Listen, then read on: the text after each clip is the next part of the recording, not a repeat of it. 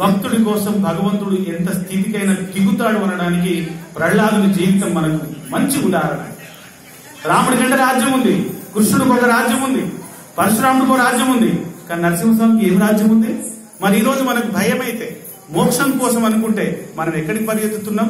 నరసింహస్వామి దగ్గరికి పరిగెత్తుతున్నాం. ఎందుకోసం అంటే భక్తుని కోసం ఏ రూపమైనా మార్చుకొని ఈ భూమి మీదికి వస్తాడనడానికి ప్రత్యక్ష ఉదాహరణ. ప్రహ్లాదుడు వాళ్ళ తండ్రితో అన్నాడు, నానా అక్కడ ఇక్కడ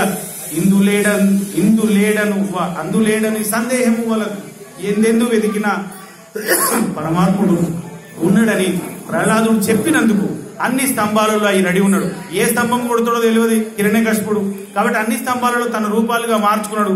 ఒక స్తంభాన్ని కొట్టగానే దాంట్లోంచి నరసింహస్వామి వచ్చింది. ఏనుగు శేషప్ప కవి అని ధర్మపురిలో ఉన్నాయన గొల్ల ఆయన కురుమాయన, ఆయన గొర్రెలు కాసాడు ఆయన. మరి ఆయనకి ఎక్కడి జ్ఞానం ఉన్నదో, కానీ ఎన్ని పద్యాలు రాసాడో నరసింహస్వామి శతకం గురించి.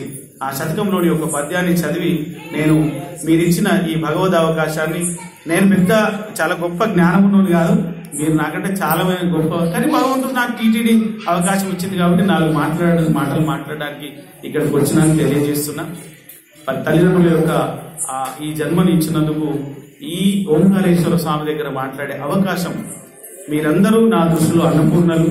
మరి మీరందరూ ఇంత ప్రశాంతంగా, నేను బ్రాహ్మణుని కాదు, బ్రాహ్మణత్వం ఉన్నవాడిని కాదు, కానీ ఎంతో కొంత తెలిసిన వ్యక్తిగా టీటీడీ గుర్తించింది కాబట్టి నేను ఇక్కడి దాకా వచ్చినాని నేను మీకు ఈ 4 మాటలు చెప్పినానని భావిస్తూ, శేషప్ప కవే ఎందుకు ఇష్టం అంటే నాకు ఇంకా చాలా గొప్ప గొప్ప కవులు ఉన్నారు, సమయం లేదు, చదువు రాను. నా బాధ ఏంటంటే చదువు వచ్చినోడు జ్ఞానం ఎన్ని పద్యాలు అని పడితే ఎన్ని పాటలు